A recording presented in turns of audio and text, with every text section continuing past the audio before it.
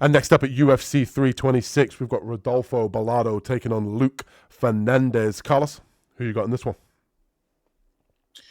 This one, I'm going to go with Fernandez, and I don't know, some of his when you watch some of his tape and he's striking, it looks pretty effortless, but he's putting guys out. So it looks like either he's got big power or he's fighting guys that don't really have a good beard on him. But what I'm thinking is somebody like Bellato, he can take a shot and he can come back, but if the power's there for Fernandez, Bellato is there to get hit, and he definitely gets hit clean in the beginning of the fight and throughout the fight, obviously. And Fernandez getting him to the ground because Bellato's going to want to get this to the ground once he gets hurt. I don't think that's going to be a very good idea. Not that Bellato's going to get finished. It's just Fernandez has that high level of competitive jiu-jitsu, same thing as Bellato. And I think he's going to pose a lot of problems on the ground too. I think he's going to smash Bellato, and I think he's going to look for submissions if Bellato's hurt and feels that getting it to the ground is going to be his safe space. I think Fernandez gets it done.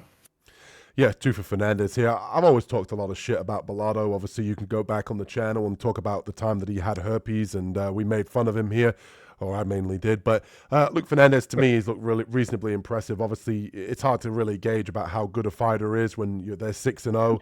Obviously, stepping into the UFC, they're finishing a lot of their opponents early, especially on Contender Series, one of the quickest knockouts in Contender Series history. But the guy looks well-rounded. He looks like a good athlete. He's very fast on the feet. And I agree with Carlos. When you watch tape on this guy, certain people have a certain sort of swagger about themselves, a certain amount of technique in the way that they throw their punches or the way that they grapple. And you can kind of see that with this guy, that when he throws the hands, it looks effortless. He looks like he has the touch of death, and I wouldn't be surprised if he put Bellato out because he is extremely hittable.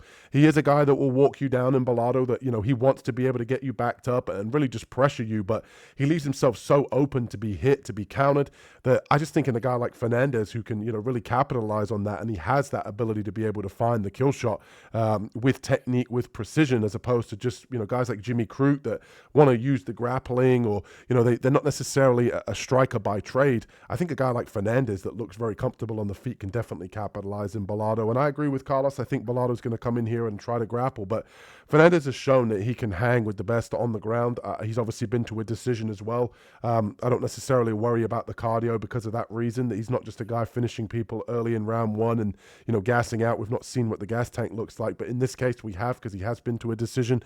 Bellato, to me, he tends to slow down, he tends to take a licking, and I've not been overly impressed with him so far in the UFC. He's aggressive, so I understand why the UFC likes him. He's a guy that wants to come out and really put on a show for the fans, but ultimately I think the fans are going to be cheering here for Fernandez as he gets his hand raised for a first round knockout. So give me Luke Fernandez to get his debut off right.